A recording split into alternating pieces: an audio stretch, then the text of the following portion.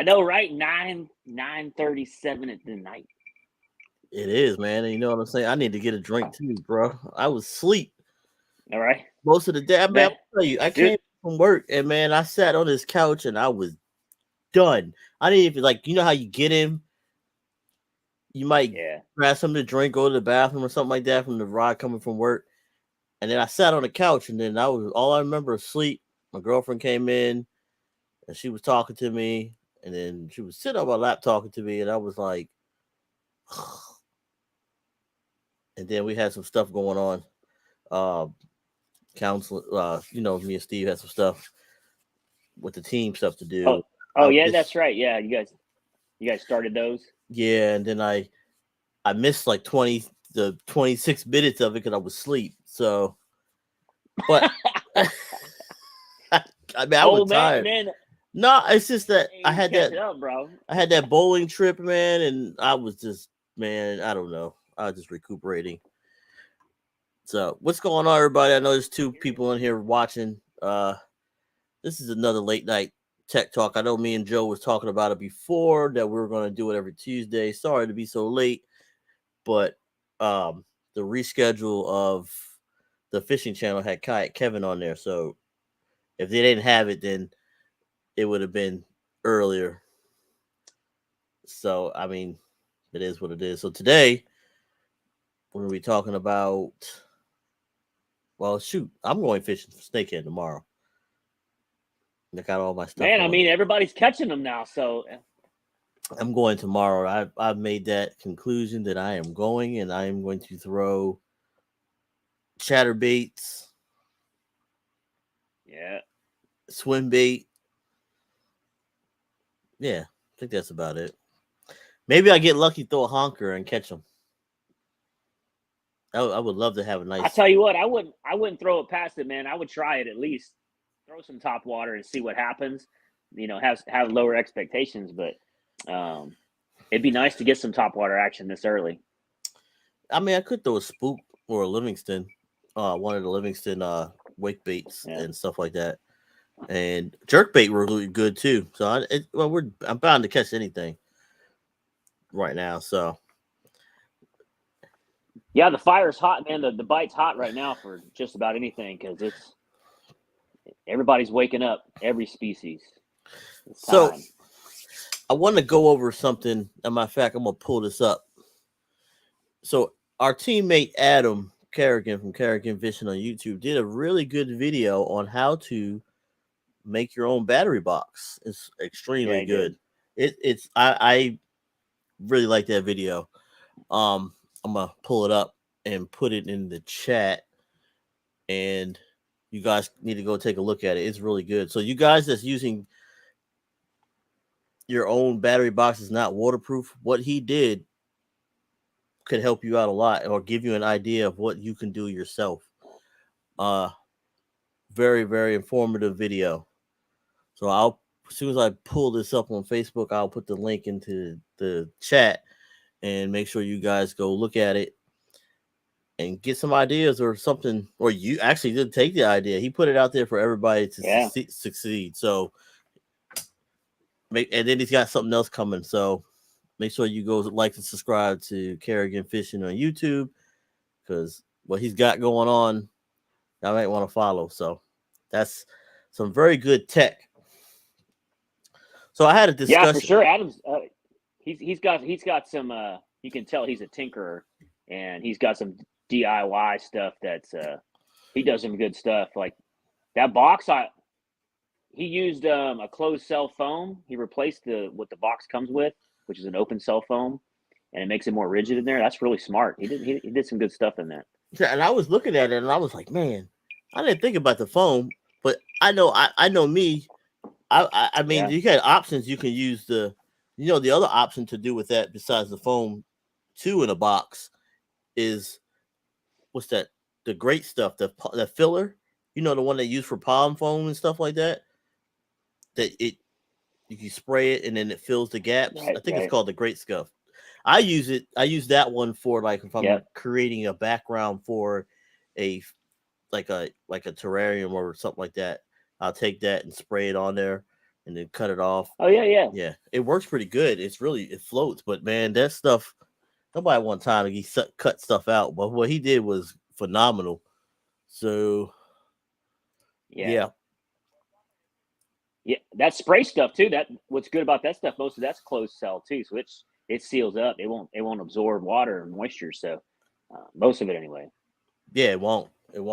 And so I'm checking. Let's see if we can find this video, and I'm gonna copy this, and I'm gonna post it in the comments. There we go. So that is the link in the comments to Adam. Oh, hold on. Look who we got here. What's up, fellas? What's up, man? Oh yeah. Man, we wanted to go earlier, like live earlier, but you know, we had stuff going on, and we trying to do this every Tuesday because we just need to I just finished my match, so I'm just now available. Where you at? Down the street from my house? No, I'm at the pool hall out in Carroll County. Oh, did you beat anybody? Yeah, I won. Got a little action lined up for later, so while I'm killing time, I figured I'd jump on and harass you boys. So I was just talking to him. I said, man, today I was like going fish. I'm definitely going snakehead fishing tomorrow, and I know that we're trying to make this Tuesday thing more. I mean, we just like to go live at night because sometimes people come home late. You know, they work those crazy hours, so we figured try to catch them. And I'm a night person anyway, since by trade, so I never got rid of it. But we're definitely looking for snakehead tomorrow. I got a little bit of a purpose. I want to knock out the first one for the year, but I will be taking the old whisker stick tomorrow, trying to slay the first dragon on that. Get that joker's career started. So what are you throwing? I'm taking the standard arsenal. Okay. I'm American Snakehead custom stuff. Spinner baits, right? Always with the spinner baits. I am the Cobra King. You call me the snake charmer, man. Like the Cobra that's my confidence bait, man. Bait out there. And I'm a big fan of the spinner baits. I know everybody thinks I'm playing all the time. Like I slay with spinner baits. Everybody says they don't work. I'll get right up on the grass with them and just slay. I'm trying to think if I had any. That's good info, man. That's good info. Yeah, I witnessed it. I was there with them. I don't throw it enough. A lot of that. That's true. You know, a lot of us don't. The spinnerbait kind of took the spinnerbait out of the equation in a lot of fishing platforms. And but man, it's deadly it's still deadly. Brandon will tell you, especially this time of year when the water's still a little bit got some stain to it and it's muddy. They love that thump. It helps the fish find the bait. It's the way to go. I really pick and choose between what blade styles and colors I'm going to throw once I'm actually in my area. I have two colors that are like my go-tos. I have like a salt and pepper, and then a color that they make called Gold Mine, which is black with gold fleck. And then on the light colors, I use silver blades when I got clear water, clear skies. And then anytime there's overcast and cloudy, I start moving into that dark one, man. And it just works for me. I hung some serious dragons. That's some good intel right there. Watching the colors, watching the light, what kind of overcast you got, color of water. Oh yeah, man. Certain ones work better. So, but you know, as you guys know, I got that little rod from Whisker Seeker this year. So my intent is to knock out my usual yearly species on this rod. It's a 38-inch rod. It's like a purpose built. It's sold as like a micro catfishing rod from Whisker Seeker.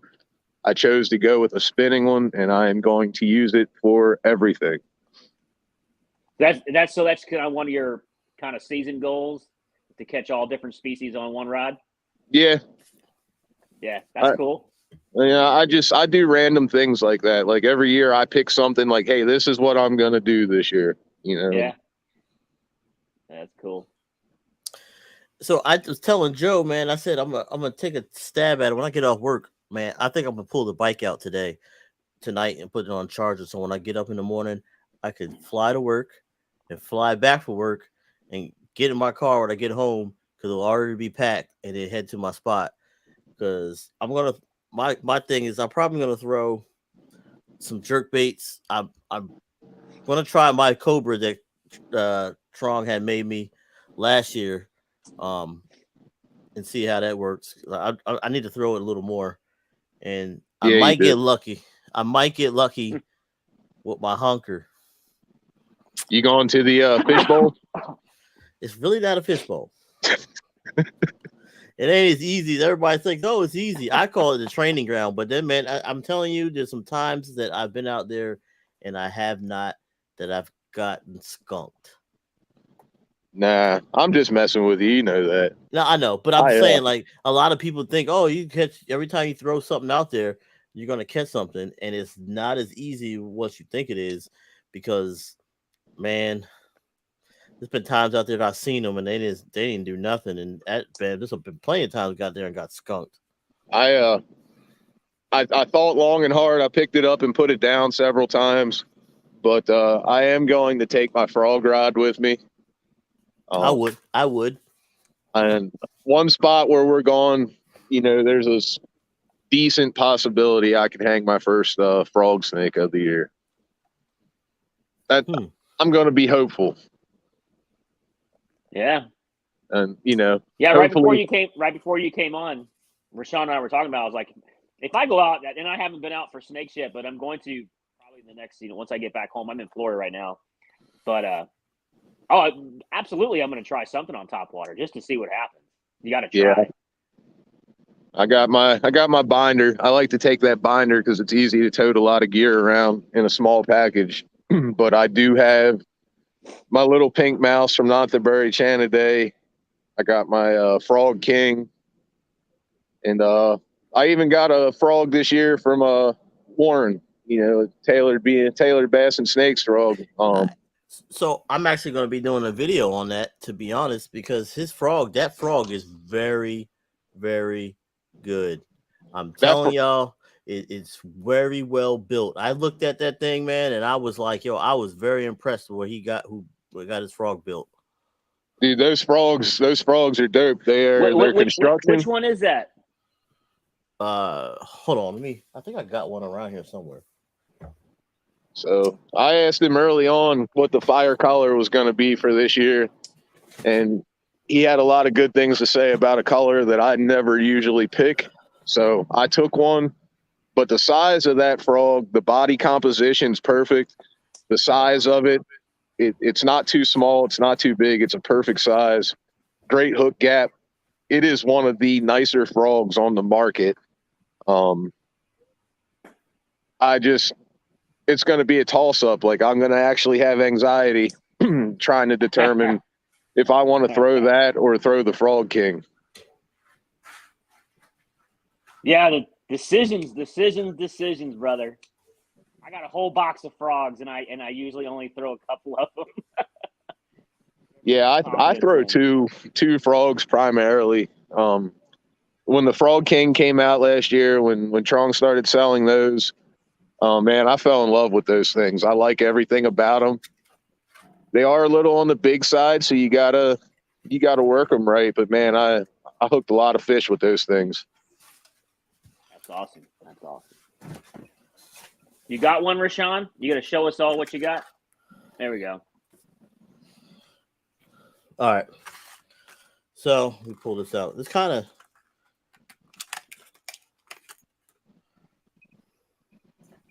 this is one of them.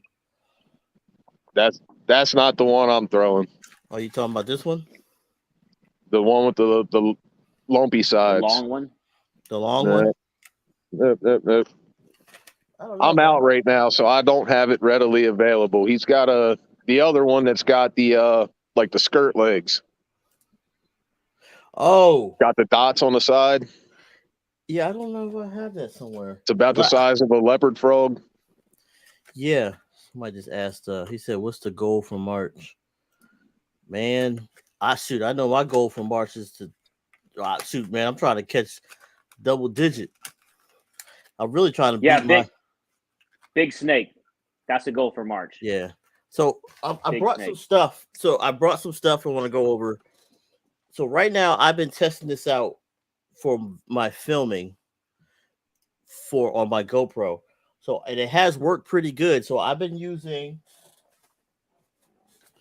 this Naqua battery, the 4.4 amp hour. They make another one that's not a Naqua. It's not waterproof, but it's like 20,000 milliamps. And then I added the inline USB port.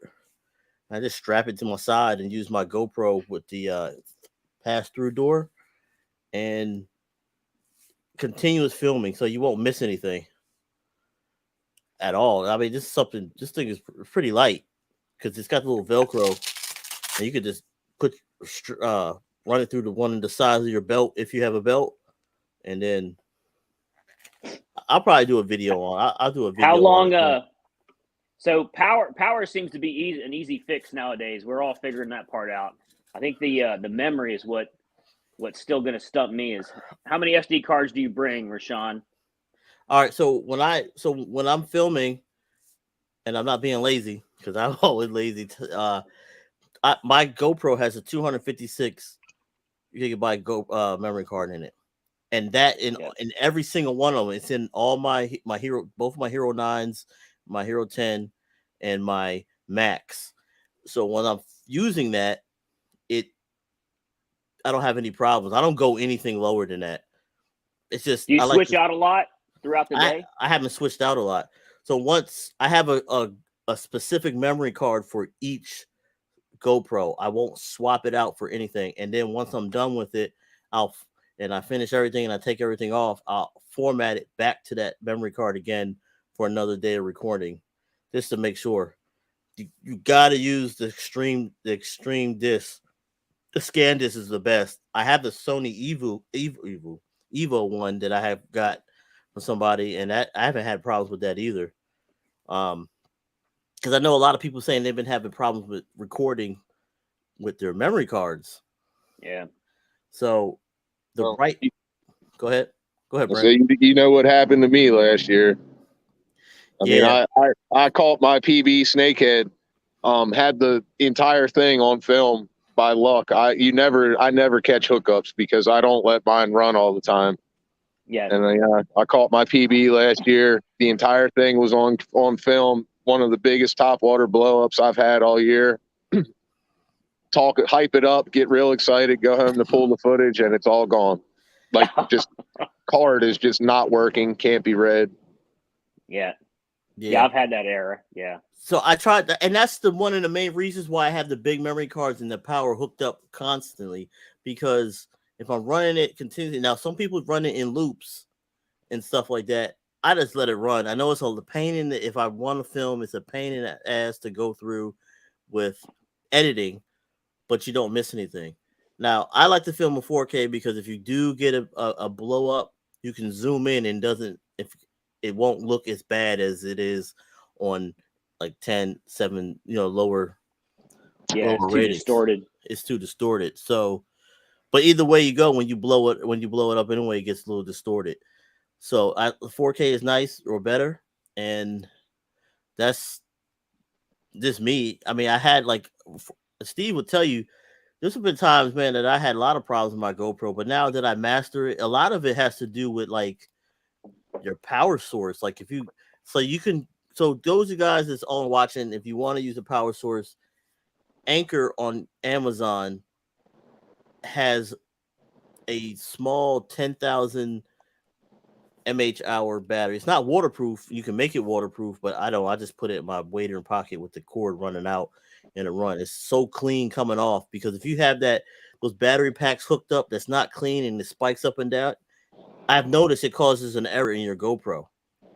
Mm-hmm. The red light will stay on, then you won't get the recording, and then you got to pull the battery out and reset it. Now, if you're wading in the water, in a kayak, you can do it, but if you're doing what I'm doing sometimes, wading in the water, I don't want to risk dropping that in the water. So I tried this Naqua last time when we went fishing for Steve's birthday, and it worked pretty good. I wish I would have got more footage, but it was just It sucked. Hey, what? So when you're running those external batteries, replacement door hatch do you use? The GoPro pass-through door. Okay. So for the GoPro, I recommend everybody getting the, it's $5.99 a month, or you pay like the $50 a year for the thing. The subscription they have is worth it, because when you're that, you get 50% off all the accessories when you're a member of that. It's worth it, especially I've messed up my camera and had to send it back and had no problem, and then had to pay deductible or pay like $50 or any of that. They just automatically fixed it and sent it back, because you only get 2 a year or something like that. But if you take care of your GoPro and put it in cases, because like I have mine in like case, you don't have a problem. So you just don't want to go too cheap, right? Because there's a thing called cheap and too cheap. So you don't want. Yeah, there's saving money, and then there's just being a cheap ass. Yeah. So that is any camera that you're using is a very expensive investment. If it's a GoPro or Osmo, or what is the other one that? Tacticam. Tacticam. There's another one too, and I can't think of it. But there's another one out there. But a lot of people use GoPro, and I would just say you can go midway with stuff for it, and it will protect you. You know what I mean? Like, that's all I can tell you.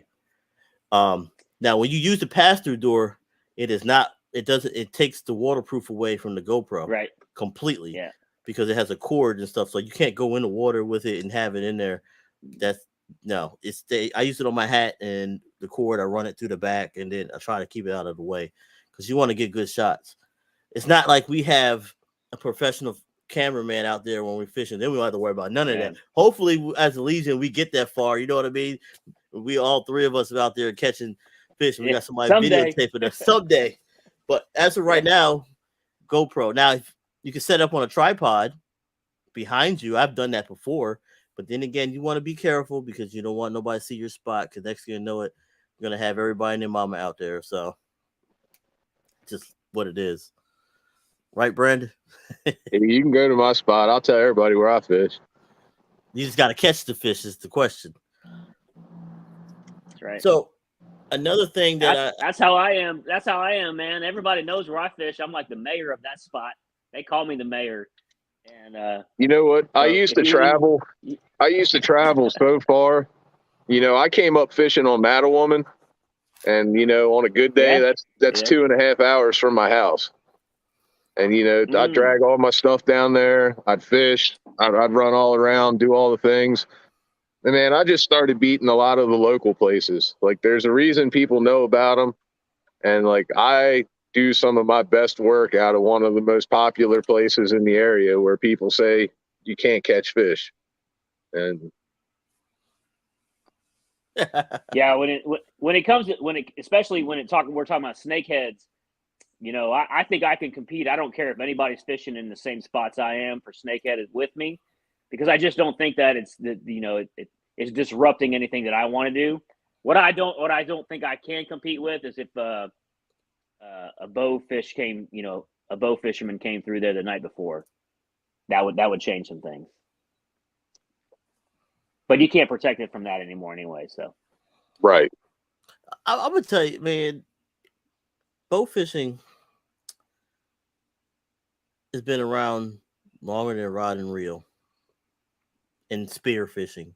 That's like way before they even knew how to make stuff. You know what I mean? And I'm not mad at that. I can't. That's how it all started, to be honest. People were using bow and arrows with line on it, and like with vines. That would be a cool video. I would like to see a bow fisherman make a homemade bow out of a tree and some vine, and then catch one and get one like that. That'd be a pretty cool. I would watch that video. But the thing is, that's like that. That's like that Tom Hanks movie and shit. What was that, where he survived on the island for like 5 years? Oh, yeah. Yeah. But I'm just saying, like, yeah, when you shoot stuff and they just leave it on the bank, I have a problem. That's the problem. That's the only thing, the issue. I mean, I'm not saying I'm not going to knock bow fishermen, because I ain't gonna lie. I had one to try it at one time just to see if I'm pretty good. But I would like to see somebody make a homemade bow of a branch and some vine and shoot and go bow fishing like that. That'll be a pretty. Yo, I might have to try that. I wonder. I'll probably suck with. I'm about to ask Adam. Yeah, challenge accepted. There you go. Yeah, my point was not to bash on the bow fisherman, because I'm not. It is what it is. It really is just back to kind of the spot stuff. You know, if there's other anglers doing the same thing I'm doing in a snakehead spot, I kind of enjoy it, because I like to fish around other people, and that's kind of my theme this year is to get out and kind of promote what I know and help others do what I can do. I mean, it ain't great, but it's pretty good. And if there's anybody I can help, I'm willing to do that. But when a couple boats have come through the night before, and you're going to that spot in the morning, that's gonna suck a little bit. You know, I find it to be both ways. You know, like I fish some pretty heavily bow fished areas. Oh yeah, like in the long run, I will say it does catch up. You know, Woman a couple years ago was top notch, and you know, I actually had a friend that, you know, a guy that I became friends with, and they run a charter down there, Indian Head Charters, and I know their number counts over the years, and you know, snakeheads and other things, the blues, all that stuff, all the things that I like, you know, they did create a market for everyone. And you know, there was a lot of startups with bow fishing business, and the business is there. Yeah, that's you right. know, but Woman, you know, the numbers can only beat a source so long before, like, I get it with the fry balls. It's easy to say, hey, the fish have all these babies, blah, blah, blah. But when you shoot the parents, those babies are nothing but bait. You know, there's so many things that go into it. And long story short, I mean, these guys were catching 400 plus fish, you know, throughout their guiding season to 100. You know, just the numbers definitely reflect. But I also have fished areas where, you know, I fished right behind bow boats and, you know, did just fine. Or I'll pull up to an area in the morning and you'll see prop tracks from the surface drives all through the grasses. But then I'll see two snakehead on a fry brawl, you know? So it's hit or miss. Well, I'm going to tell you, though, they're definitely getting smarter. Nature has his way. Hey, Suda, I was telling Steve this. I said, man, eventually these fish are going to develop armor plating skin where they shoot it, just bounce off. You know what I mean? That's just how nature is. Like, oh, you want to shoot us? Yeah, no. I mean, they're such a reactionary species. Like, it's tough. You know, it isn't too tough to catch them because they react to everything if you can get it in front of them when they want to eat it. And but you're right. Yeah, I think they will condition. I think they have conditioned. I think we talked about that a little bit before as a group. I think they're conditioning to light. I've had a couple guys tell me that because of the bow fishing stuff. And that if you have some type of refraction that's flashing from your kayak or where you're at on a platform, that may cause them to react as if it's what they would feel at night, because they've felt that pressure already. So yeah, pressure, boat movement, sounds, trolling motors. Are they going to start adapting to trolling motors? You know, bass do that. I mean, all the other species do that. Why wouldn't the snakehead do it? I have felt that they are the quickest learners. They got less tolerance for all the BS. I believe that. So I'm gonna go to something about. So I know I would believe that because I think they're a smart fish.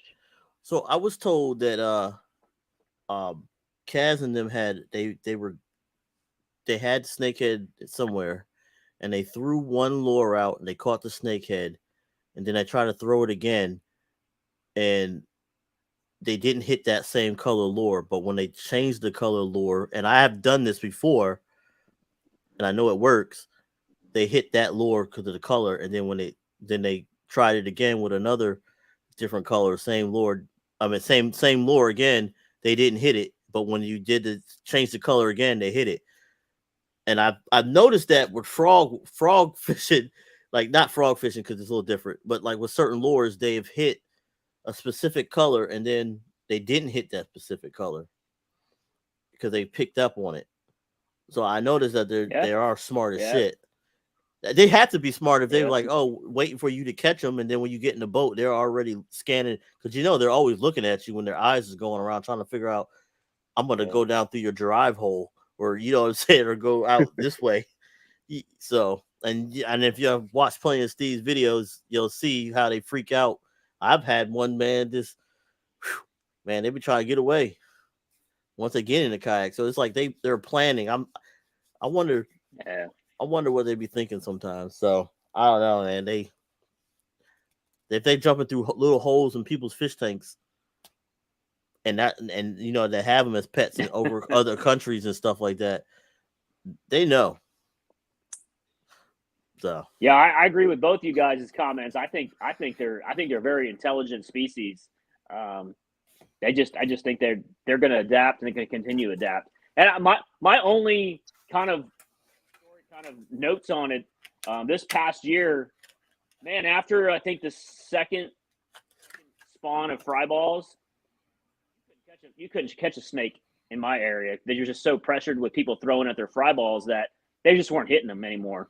You could throw right on top of they wouldn't even swim away at a certain point because they kind of figured it out.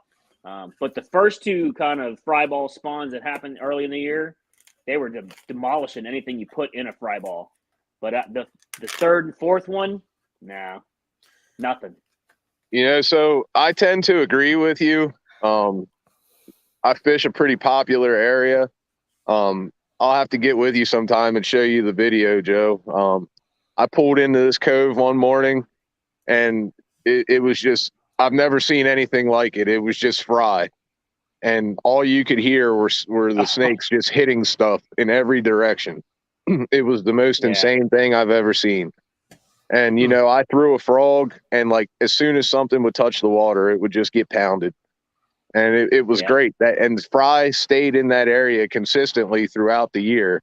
And then like every time you got your break, like once you started seeing the bigger fry and they disappeared, when you'd start seeing the little fry again, every time it just got a little more scarce on the bite. And then, we towards the end of the season, we'd see fry, and you could see the parents, and they just could care less. They'd been harassed so much. It's like they just knew to just let what was hitting alone. Like the fry would just kind of move over. Like if the fry moved away and it just didn't stay in the mix, they just left it alone. So I noticed that when I'm fishing on a fry ball, I know people throw bigger stuff, but I like to throw smaller stuff, like very small lures that look like little bugs, because it seems like they hit it all the time. It's so small that when most of the times when you got something big, they just usually grab it. Like, let me example. So if the snakehead is like comes in and just grabs it, it just like barely, and it moves it out the way. So I found that the smaller the frog is when it grabs it, it's already in its mouth because it can't control, it can't figure out, I got to grab it by this much. It just sucks it in, and then because that's what I did last time, and that seemed to work. You already know what I'm running through a fry ball. It's not even a question. I got several videos out of burning spinner baits through fry balls with great success. But last year, one of the things, like around the second spawn, I noticed a lot of the times with the frogs, I would have the fish come up to it, but then just like blow bubbles at it and swim away. And they just wanted nothing to do with frogs. They'd come up, blow some bubbles, and turn around and go back to doing whatever they were doing. Yeah. So I'm going to show y'all something. I got to change this lighting because I put the lighting down. I want this ambient lighting going on in my video. Hold on. Let me find the control center. So I'm going to turn it up. I saw that Southern Maryland Mike was roasting you a little bit there, Rashawn, that you going primitive. That's hell yeah. with your freaking grapevine idea or whatever the hell it was you're talking about. I want to try it, man. I want to. I ain't gonna lie to you. All right, so me and Brandon, and actually, well, all three of us are all veterans. So this rod I had built 2 years ago. I think it was 2 years ago from JLS Custom Rods. It's my Chatterbait Rod. It's all camo. It's got my old Marine Corps emblem. It's got the Marine Corps emblem on it. It's got my combat, my little camouflage grip. This is my glass. It's a glass rod, 7 foot, and it's all I throw chatterbaits on it. So right now I got the Z-Man Stealth. It's on it with the Corrado DC.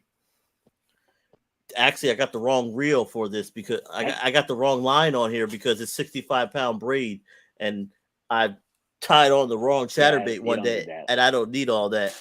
So I actually like it, and that's what I throw all my. That's going to be using tomorrow. I'm going to be using that chatterbait.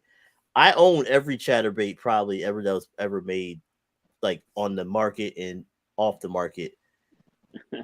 Z-Man has it down packed.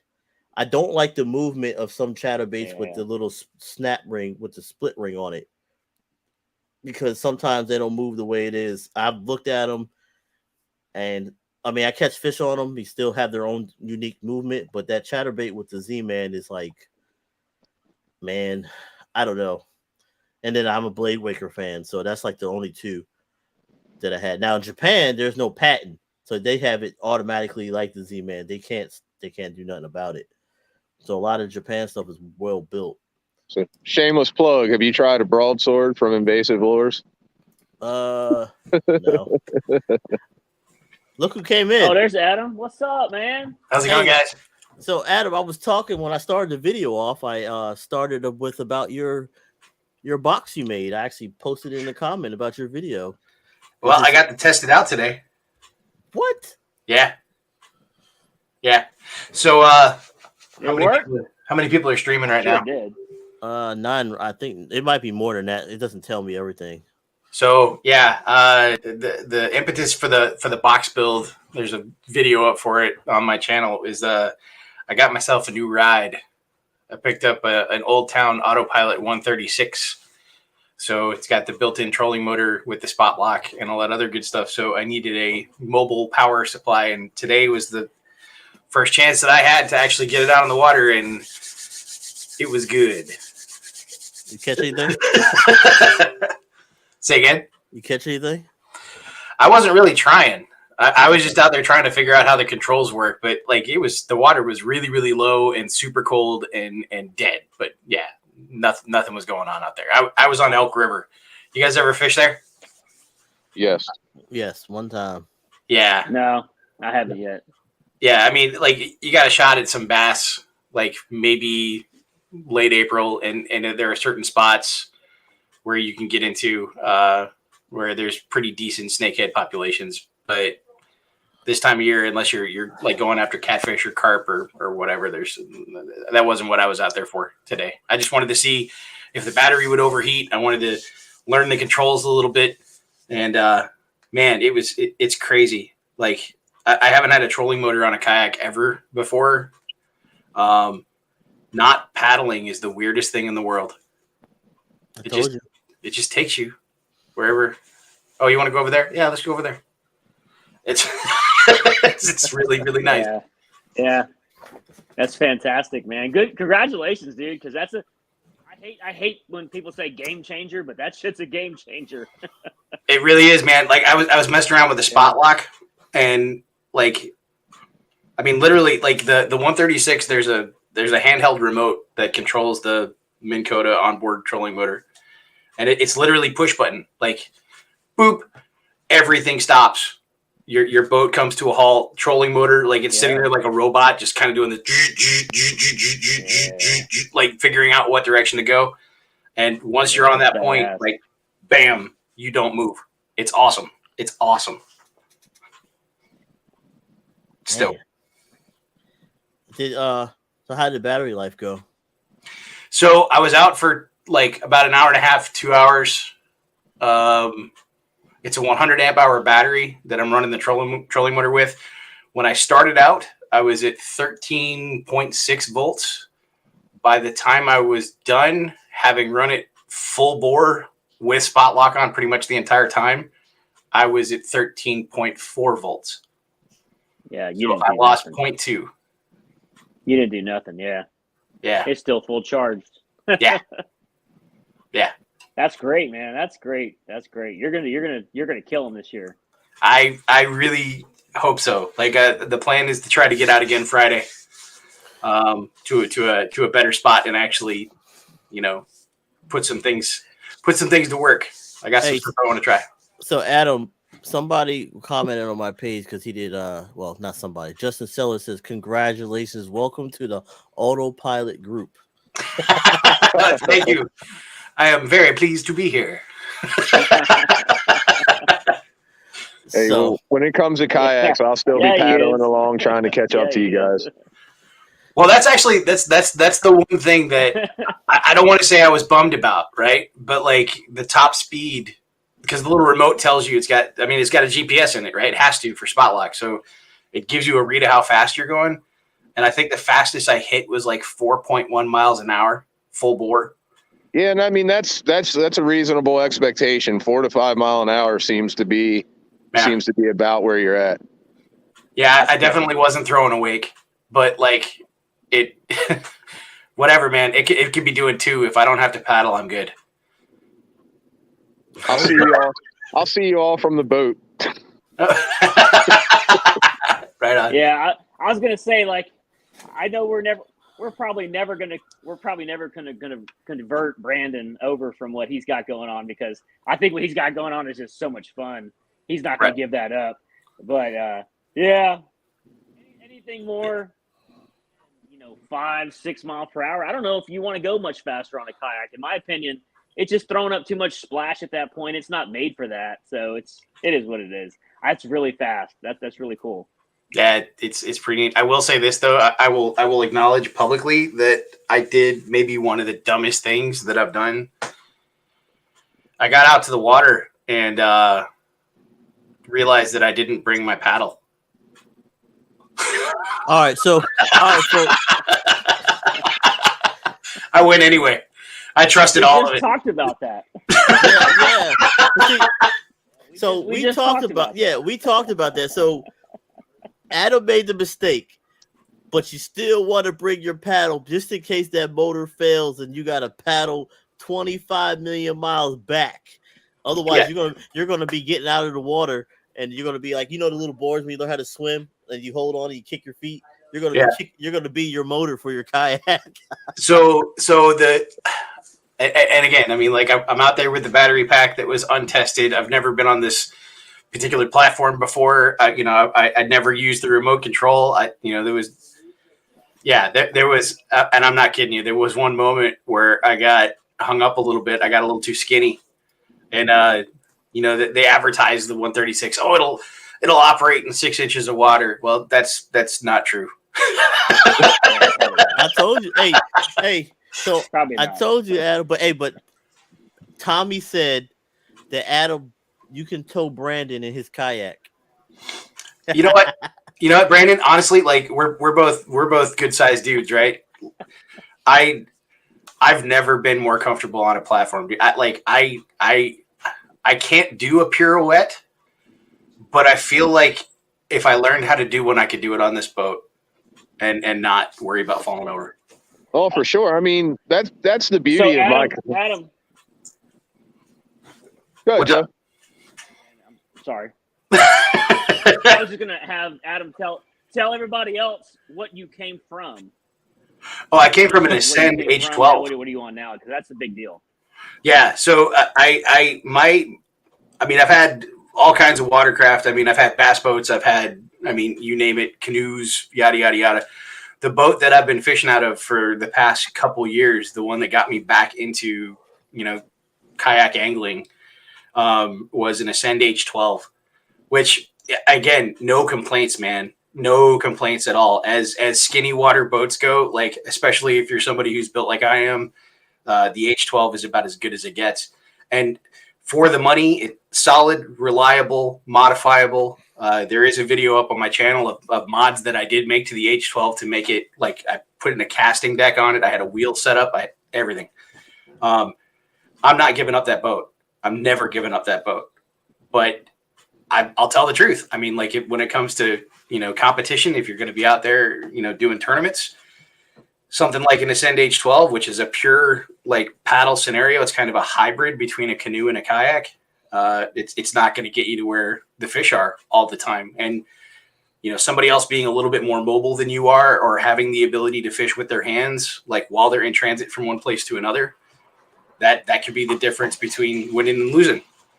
So, yeah, like I legitimately had competition in mind in buying this boat at this time. It's a huge change. But I'm not knocking the Ascend, man. Like they make, for the money, some of the best boats on the market. Yeah, I've thought about powering mine. I've toyed with the idea. I guess as they say, shit or get off the pot, right? Yeah. Yeah. Well, we can use Brandon's as the mothership. His boat is a mothership and take us out places. I mean, I've offered that service before anyway, because I found that to be like really valuable, especially with my center console. I mean, we hang a pile of kayaks on there and then just take off and go wherever, anchor that joker up and then go. Last year I mothershipped my kayak around a lot just to try different places. Because I'm not powered and I have a yacht of a kayak. Which one are you rocking now? I have a F12. Nice. And where you said you think you can pirouette on yours, I know that I can. Well, you got the cool bar too, right? Yeah, I've got a stand-up bar and a casting platform, Millennium seats. It's super comfortable. But I'm a big guy. I'm 6'2", 275. And, I can stand on the gunnels of that kayak with no problem. Wow.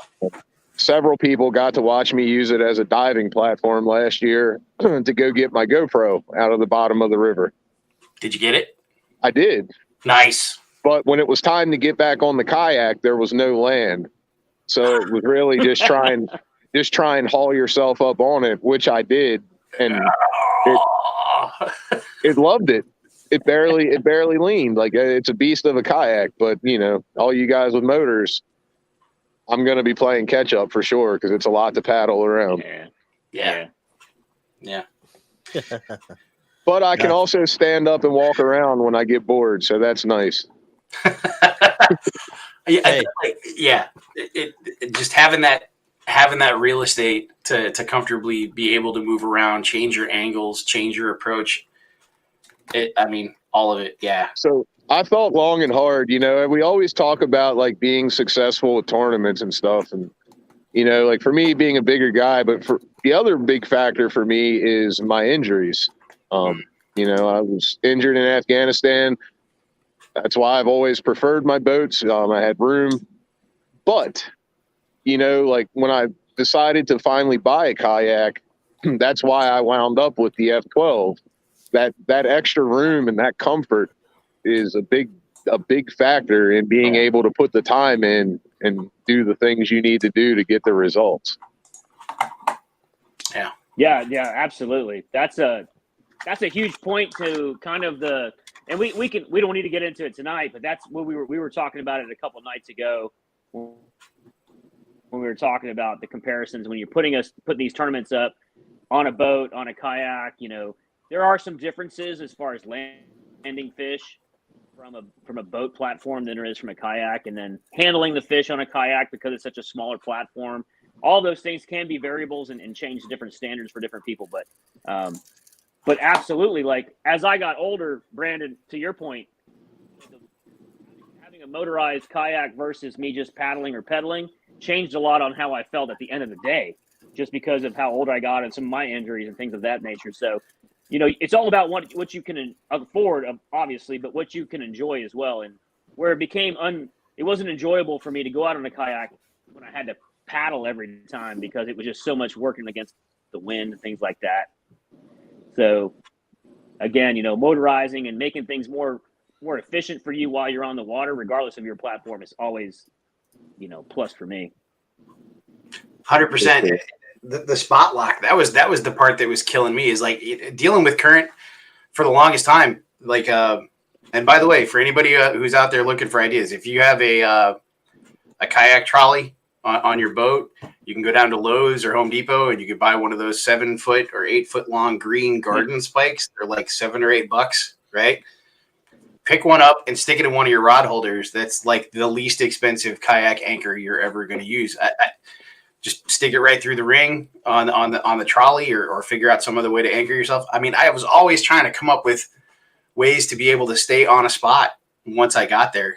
And like, again, the spot lock being built into the boat, holy cow. Like, I mean, just out there messing around tonight, like it took almost all the effort out of fishing, and you could focus on what you're doing. You could focus on like the goal that you're trying to accomplish and not be fighting with everything around you all the time. It's a completely different experience.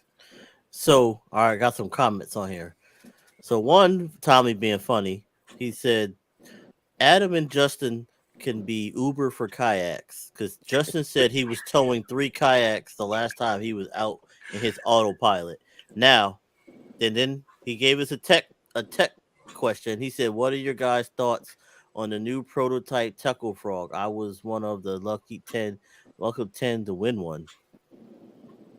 Is that the one that you were showing us pictures of a little while ago, Rashawn? I didn't show no picture of that. No, that was tailored. That was tailored. Yes, I can't. Okay. I had that frog last year. I got it last year from Teckle, and I had like one blow up, and it is insane. When this comes out, man, you guys are going to love it. I was going to say they haven't showed it yet. I know what it is. I can't really show it. I'm not allowed to. So. Oh, okay. Yeah, it definitely wasn't you. Yeah. No, I didn't show it. It wasn't me. Man, Hideki would kill me, man. I don't want to mess up my relationship with Teckle, man. So it's a pretty cool frog, man. I mean, especially for bass fishermen. Boy, oh boy. All right, fellas. Hey, I got to run, but I'll catch up with you guys. All right, go make some money. I got lures for you. I got Good to new see you, ones. brother. All right, see you, fellas. All right, man. See you, Brent. Yeah, man. So Justin got it. There's a video. He said there's a video on the page, but you really can't see it on the video. No, I mean I'm a big Teckle guy too, man. So now I've been looking to see like what the hell is it.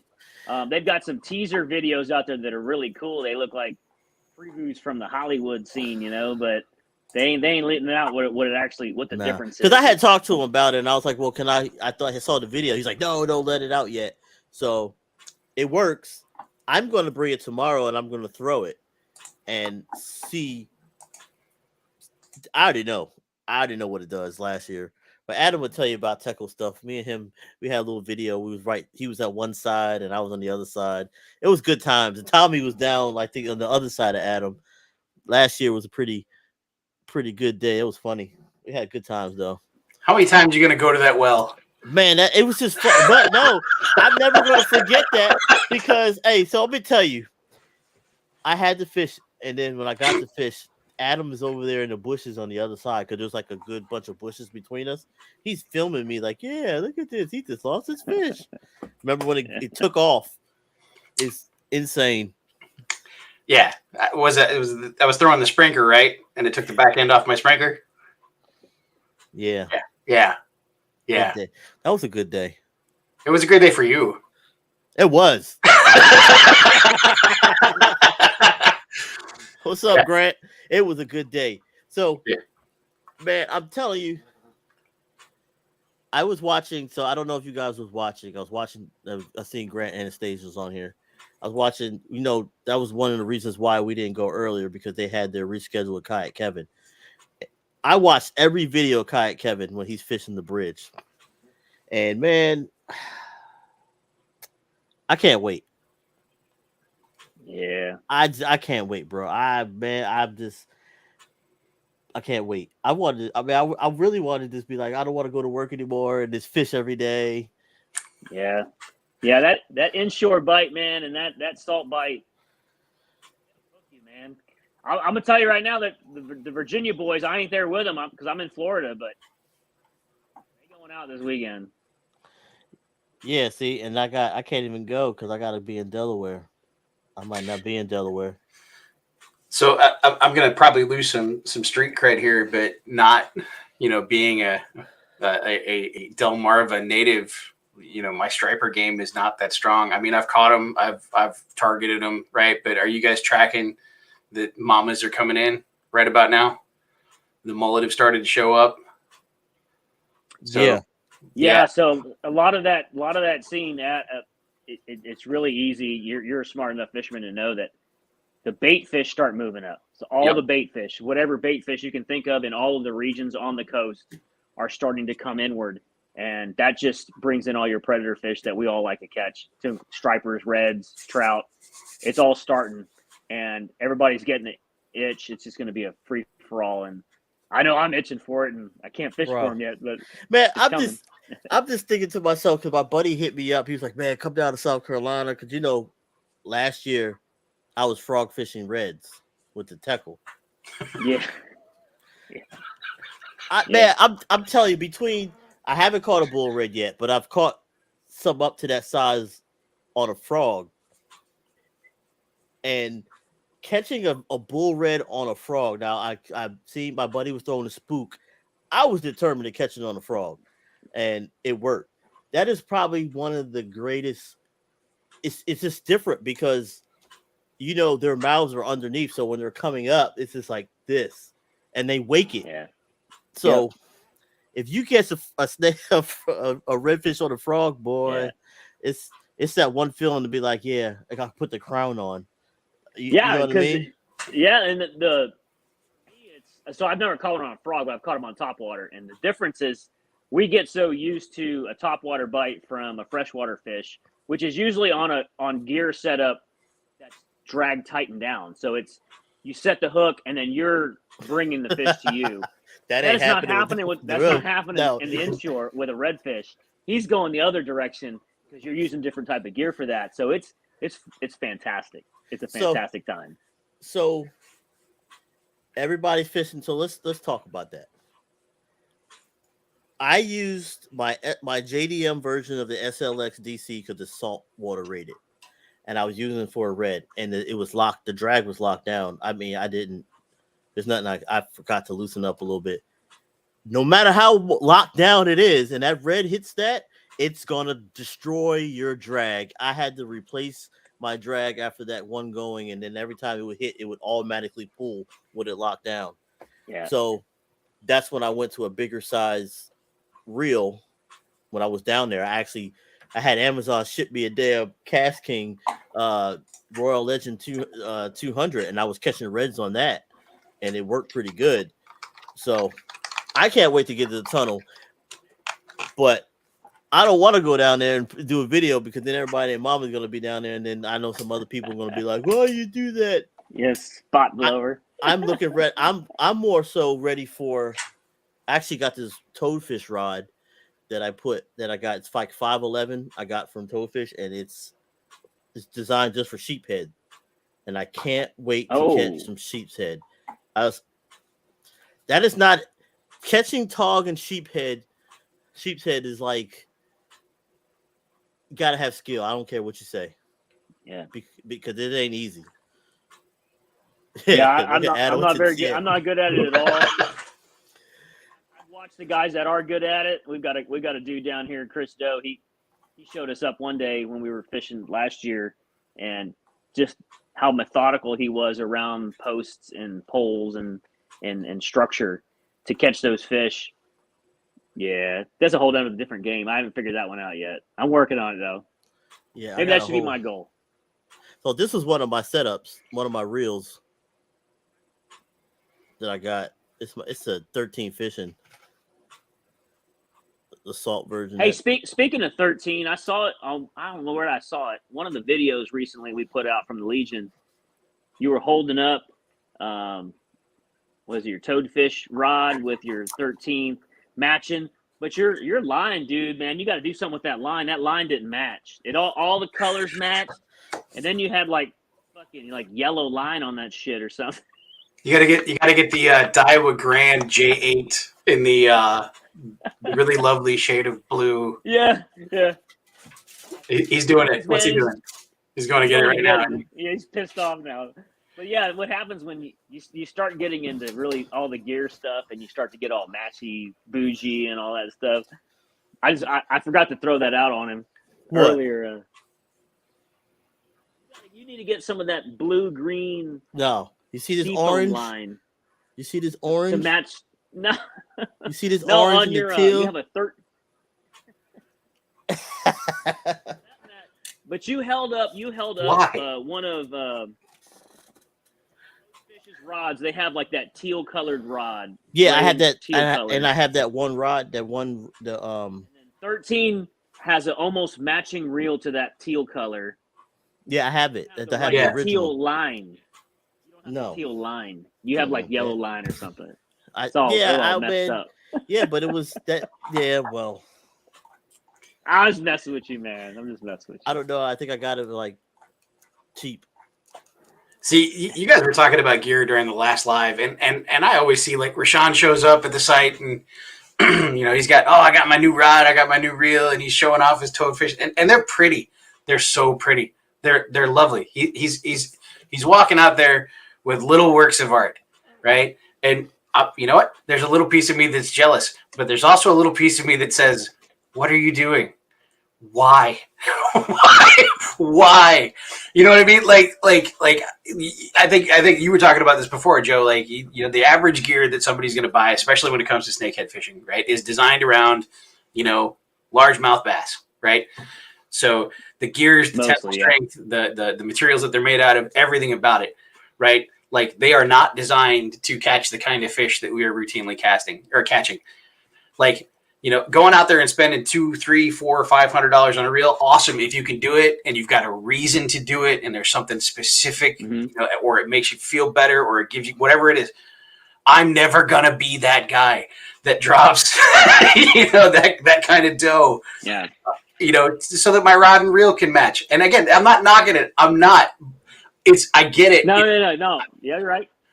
But like we're talking about replacing stuff. If I know that what I'm gonna do, like the rod review that I did for the Octants, right, from the BOGO from 6Gill, right?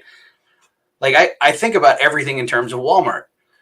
Like this thing is more expensive than anything I could get at that particular store. What am I getting for spending that extra money, right? Is it going to be more durable? Is it, looks?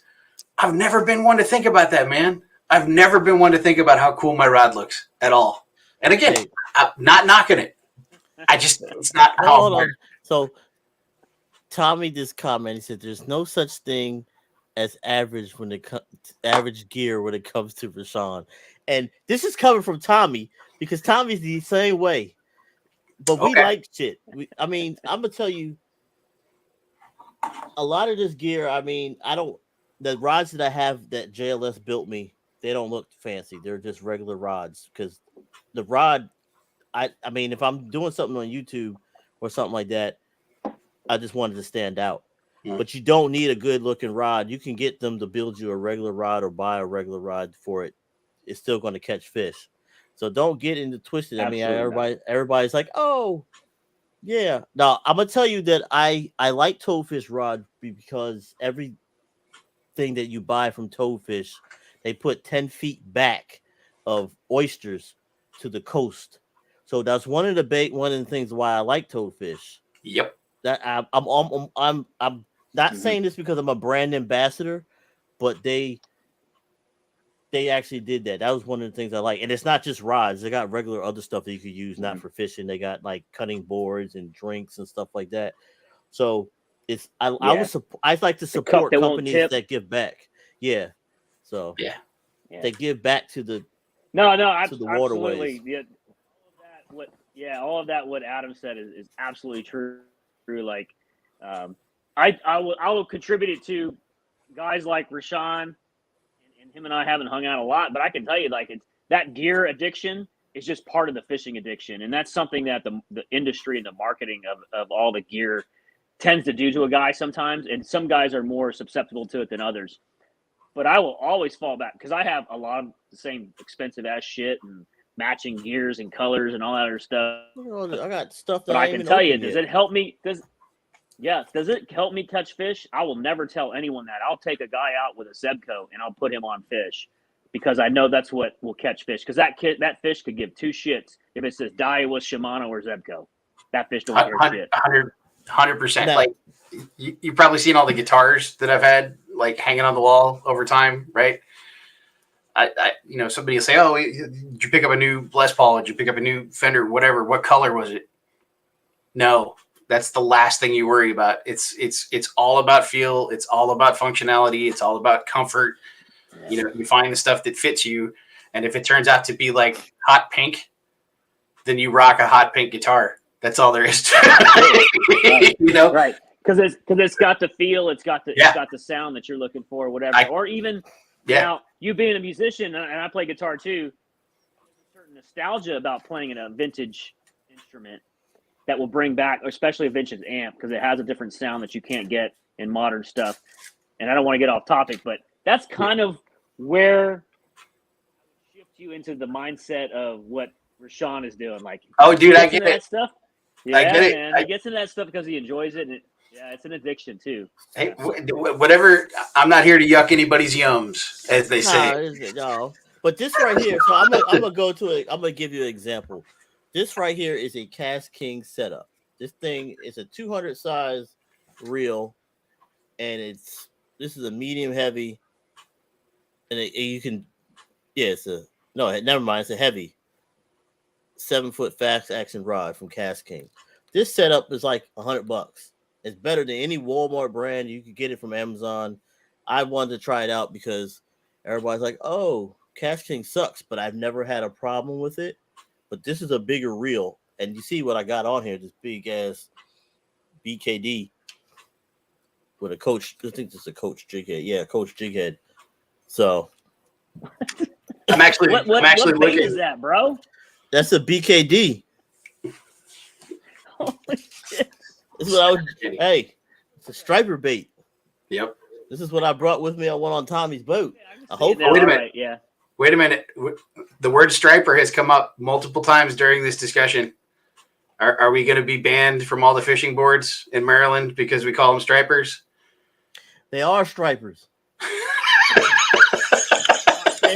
It's the real name, striped bass. What do you want me to tell you? I mean, they're rockfish. They're not rock. There is a fish called a rockfish.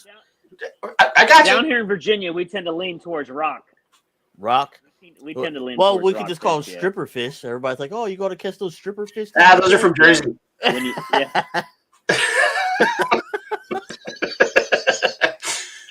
But yeah, you're talking about Cast King, right? Like I'm looking to build up the arsenal of the saltwater stuff for this year, especially now that I've got a boat that I'm confident can handle it. And Cast King, I'm finding it really hard. I mean, I'm looking at their stuff right now. I'm, having handled them before, they're looking unbeatable to me in a lot of different ways. And again, I'm not sponsored by anybody. I'm not,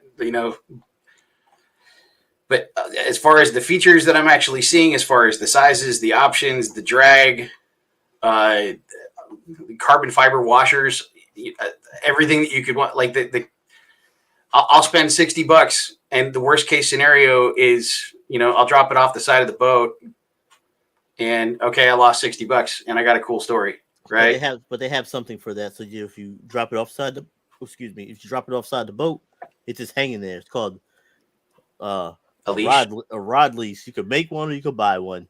I gotcha. But today I went on my kayak without a paddle. So, I mean, come on, man. Like, what do you want like safety next? Right, so that's your talking reels. And I like to buy this. So some stuff I buy because I don't know why I buy it. I'm a big fan of Calcuttas. I like them. But I have some reels that are expensive that are limited edition. And I look at them, I'd probably just never throw them, but they were so built a certain way, and they're so smooth. But for people that want something that's gonna last and they can easily get something happen, I had broke a cascade, not broke, a screw came out like a cat. It was nothing to stop it from fish. So it's like this little piece here. This is not the Cast King, but this pop came out. I called Cast King. They sent me a whole nother handle and like overnighted it. I had no problem. So, and it's on Amazon, so you can send it back if something happens to it, and then Amazon might tell you to keep it, and then you can fix it. So that's a great, man. Because that's a big deal for me.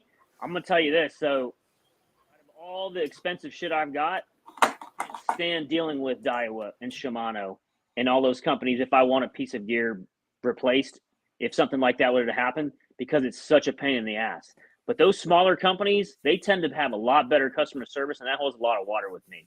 And so, the quality may not be there because you have to deal with it, but at the same time, man, if I can get it fixed like that and not have to do a bunch of paperwork and pay for shipping and handling and have to argue with somebody through an email or a chat that they don't understand what I'm trying to tell them, that saves me a lot of time because my time is expensive. And sometimes customer service is a big deal. Tommy asked me, did I fix this Cast King reel yet? I started. I got to finish it. But I'm gonna tell you this. I like the Sharky 3. I have a video with it when I caught a redfish on it, and it held up pretty damn good with everything. No problems with it. I still like it. I would buy another one because I've been buying this stuff because I've been trying to find a fix to. I don't have to keep buying. Like, I love Shimano. I'm a Shimano person. Just what it is. But if I can find something cheaper, then I can buy stuff. If I could find something cheaper that's gonna hold up the same way, that means, and I could take away, and that means I could buy more lures instead of spending all this money on a reel, and buy more lures that I probably never use and just show it to you like this. Like, oh, look at this. You know what I mean? Like, I would do it in the box. in the box. But I'm going to use this tomorrow. Yeah. This is my Livingston lure. I gotta do a video on. I'm hoping to catch a 200-pound largemouth on it. So, but yeah. Yes. So I just want to let y'all know that the Legion, everybody, pretty much the Livingston pretty much holds it down for the Legion. We get a good discount with them, and we give you a code when we post. A lot of people's like, I always got this noise. That stuff don't work. It works because I caught a pickerel the other day just at pause and let it sit there, and that EBS, that pickerel just nailed it. It was on Steve's video when we did that Legion video. And it fell off. Yep. But that being said, not some lures work and some lures don't. Was that the one you lost because you were washing the leaves off of it? Hey, I fell in the pond. It's okay, man. When did you fall in the pond? I saw that on video. Oh, yeah. I was across the way from you. I think when I was sitting there, you was like, whoa. I am not graceful, man. I have never been a graceful person at all. But yeah, empathy for having lost that fish, dude. So Tommy said that I just got my Livingston order for red. So he ordered. So he been me and Tommy been loading up on red stuff. Like, I'm telling you, my buddy wants me to go back go down to North Carolina, and I'm probably going to go to North Carolina this year. You also can catch reds off Atlantic Beach or Lejeune too. So, yeah. Yes, you can. can. I used to tear it up down there, like Topsail Island, like right there in the waterway. Yeah, I used to ride the motorcycle down there all the time. It's part of my little trip. Is it Topsail Island or Topsail Beach? Beach. Yeah. Yeah. But you can get out there. There's both, right actually, yeah. Sure. So the intercoastal waterways is what I used to fish when I was stationed there. Nice. Yeah, especially the New River. You got the intercoastal waterways, that system there. Yep, all of that gets fed into the New River. All of that. I used to catch a lot of flounder through there when I was young from the bank. Yeah, I caught mine on the air station. So any of you guys that's watching that can get on the air Oh, station, yeah. the New River air station, there's a boat launch that they use on the other side of the airfield that people use to catch shrimp off of at nighttime with the lights. And you can throw your cast net out and catch shrimp. I've caught some pretty big fish out there, and there's a lot of and there's flounder too, and there's some reds that run through as well if you can get them.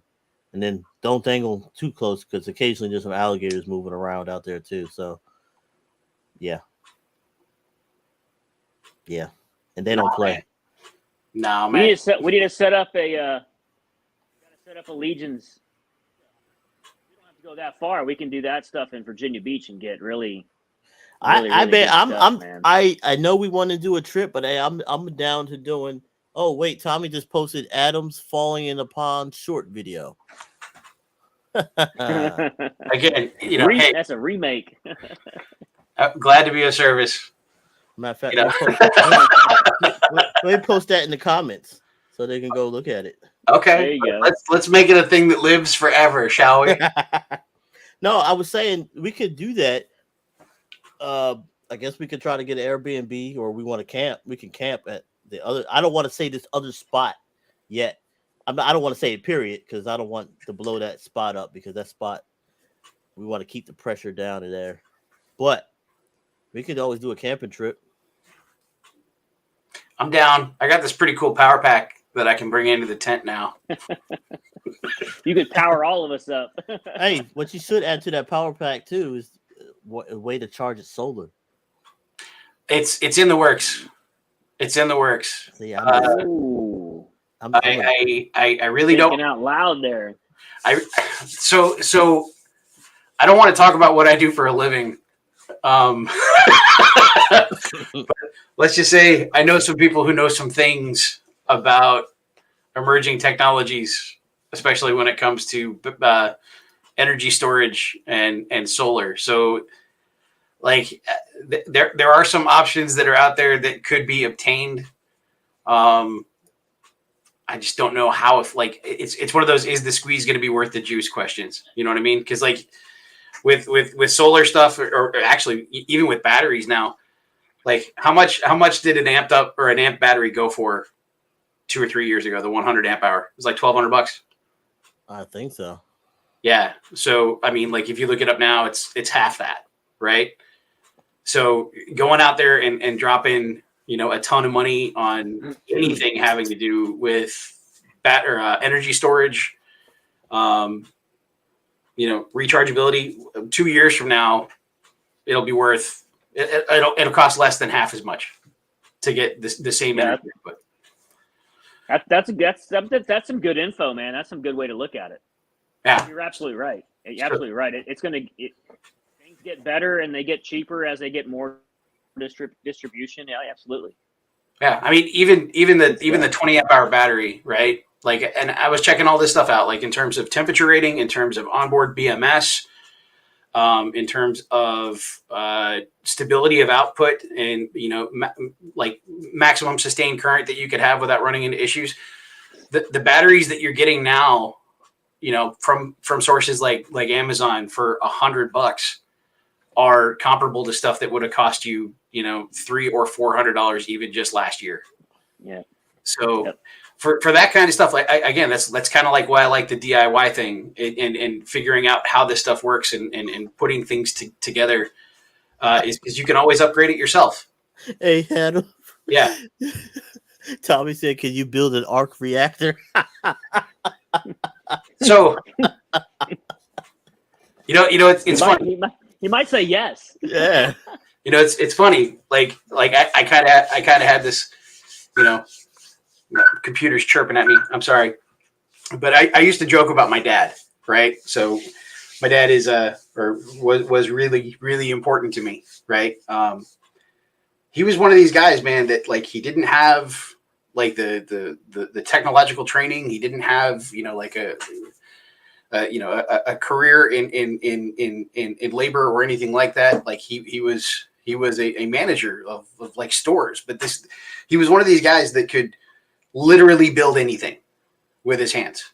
And we used to joke that like he would get mad at a toaster and he would disappear off into the garage or the basement for a couple hours and then come back, munching on a piece of toast. And you'd be like, well, where'd you get that? The toaster's broken. Oh no, I fixed it. And then you go outside and you figure it, like, somehow he figured out how to make fusion work. So he created like his own reactor to be able to power a toaster or something like that. And like the fusion part would be completely lost on him because he was so happy to be eating toast, So Ark Reactor, no, probably not.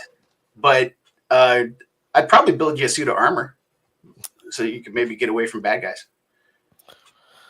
Oh God, that's funny. Hey, so Adam, I was talking. Hey, I gotta break away from here, brother. I gotta head out too, man. What time is it? Get some sleep, man. I Oh, got yeah. Disney shit to do tomorrow. Yeah, I don't blame you. All right, well, I'm about to end it at 3 minutes anyway. I'll finish it off. All right, take it easy, y'all. We'll see you guys later. Thanks for watching, everybody. Be safe. Right. Yep. All right, I'm gonna finish this last 3 minutes off. All right, folks. So that was it. Last 3 minutes. I'm going to go over this battery. If you want something light in your kayak, this is the 4.4 amp hour battery the Naqua makes, and then they make a 10 amp hour and a 20 amp hour. It's really, really light. If you don't want all those big bulky batteries to power your electronics, I use this one. You can see I got the USB port to power my GoPros. They also make a inline fuse and a regulator that comes off of the battery, so it regulates the power off of the battery to the fish finder, so it'll keep your battery life longer. I always recommend a regulator for that, and make sure you fuse it. So other than that, folks, send me a message if you want what you really want to see, and we'll try to go over some kayak stuff and do some other things. Oh, Tommy also told me to tell you these Naqua batteries are waterproof, so keep that in mind too. So other than that, if you got any other things that you want to see or want us to talk about on Tuesdays or whatever days we decide to go, let us know, and I'll plan it way better, and I have some more references. I got a ton of stuff that I could go over and do. So until next time, tight lines.